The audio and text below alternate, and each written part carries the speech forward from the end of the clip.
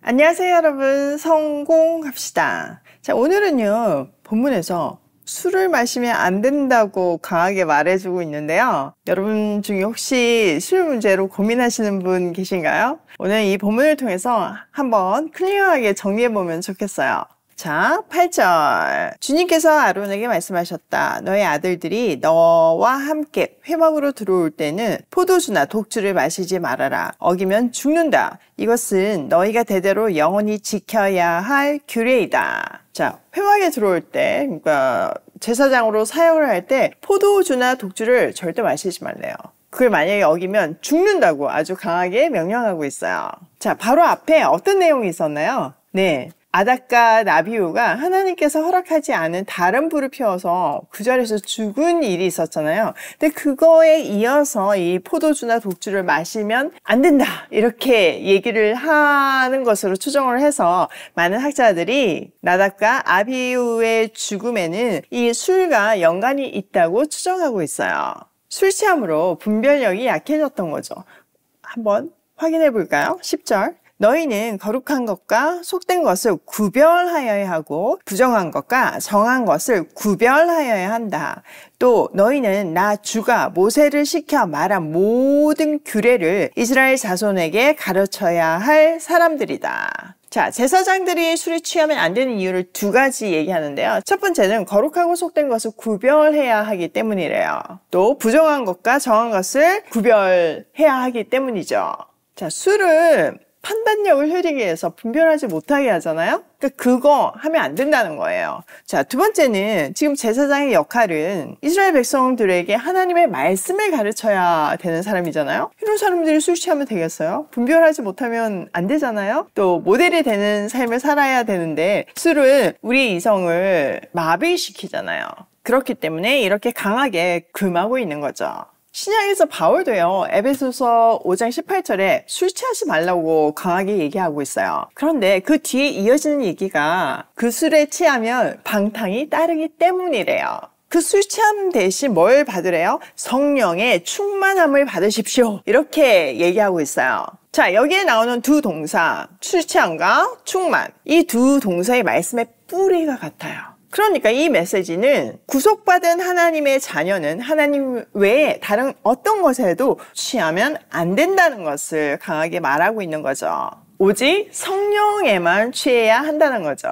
자, 우리나라 교회에서는 특별히 이 술 문화에 대해서 아주 보수적이에요. 그렇기 때문에 더더욱 크리스찬이 술을 마시지 않는 것은요, 내가 누구의 지배하에 있냐에 대한 신앙 고백이자 선포예요. 그러므로 왕같은 제사장으로 부름받은 우리는 성령의 충만함 외에는 그 어떤 것도 허락해서는 안 되죠. 그뿐만 아니라 술같이 판단력을 흐리게 하는, 또 맡기신 사역에 방해가 되는 그 어떤 것도 분명하게 금하고 절제해야 한다는 것을 알려주고 있어요. 예를 들어서 직업 선택도 마찬가지예요. 만약에 여러분 중에 어떤 분이 마약을 해서 돈을 벌고 있는데 그 번 돈으로 정말 하나님 나를 위해서 많이 써요. 그런데 그 일이 덕이 되나요? 아니죠. 왜냐하면은 마약이라는 것 자체가 사람들을 해하는데 사용되는 거잖아요. 그리고 모든 사람들이 마약을 죄라고 생각을 하는데 그 세상이 인정하는 죄를 통해서 돈을 벌어서 하나님 나라에 쓴다면 사실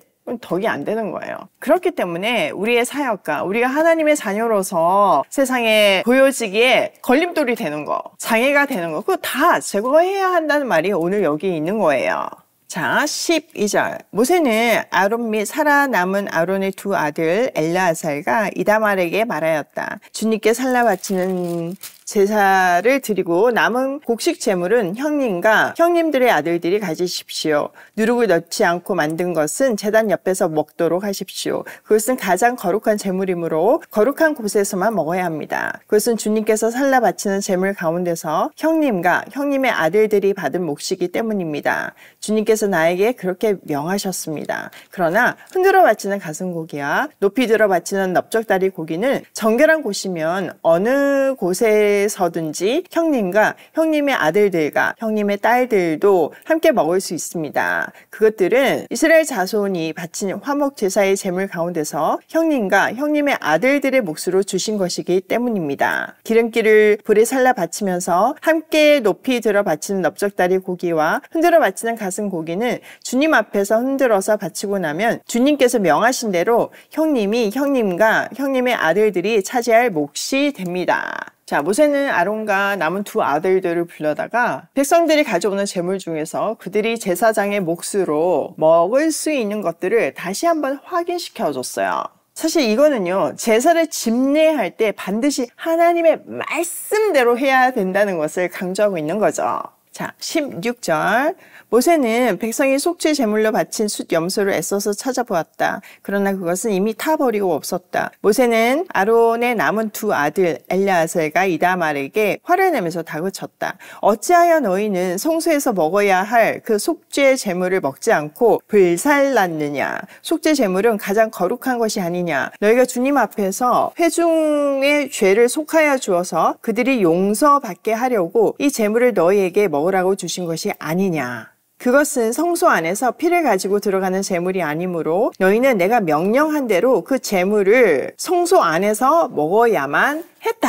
자, 그런데 아론의 두 아들들이 그날 백성들이 바친 속죄 제물 중에서 제사장의 목을 먹지 않고 그냥 불태웠어요. 그랬더니 이제 모세가 화가 난 거죠. 말씀대로 하라고 그 앞에서 그렇게까지 얘기를 했는데 말씀대로 하지 않은 거잖아요. 그러면서 그들이 속죄 제물을 먹어야 하는 이유를 17절에서 아주 분명하게 설명해 주고 있어요. 제사장들이 백성들이 바친 그 속죄 제물을 먹음으로 해서 하나님께서 그 제물을 바친 사람들을 용서했다는 것을 상징하고 그것을 가시화하는 것이 이 제물을 먹는 거거든요. 근데 그걸 안 했으니까 백성들의 죄가 연락되지 않은 것 같이 보일 수 있다는 거죠.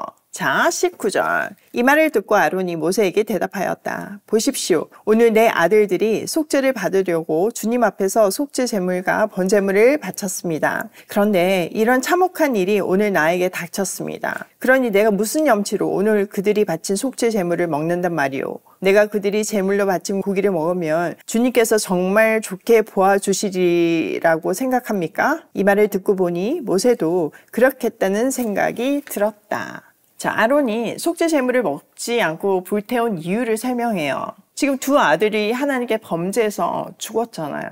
이런 상황에서 자신들이 무슨 염치로 제사장의 몫을 먹을 수 있겠냐는 그런 표현이죠. 그러니까 그날만큼은 자신들이 먹음으로 해서 하나님의 용서를 보여내는 것이 아니라 하나님께서 자신들이 먹을 몫까지 친히 드셔서 그 백성들의 죄뿐만 아니라 부족한 자기들의 죄까지 받아주시기를, 용서해 주시기를 기대한 것이에요. 모세는 이 아론의 얘기를 듣고 공감하게 되었고 더 이상 문제 삼지 않았어요. 하나님도 여기에 대해서 이제 용납하신 게 보이죠. 아무런 일이 벌어지지 않았으니까요. 자, 오늘 내용을 우리 삶에 한번 적용해보면요. 첫 번째, 말씀대로라는 선명한 기준을 가지고 하나님의 일을 해야 한다.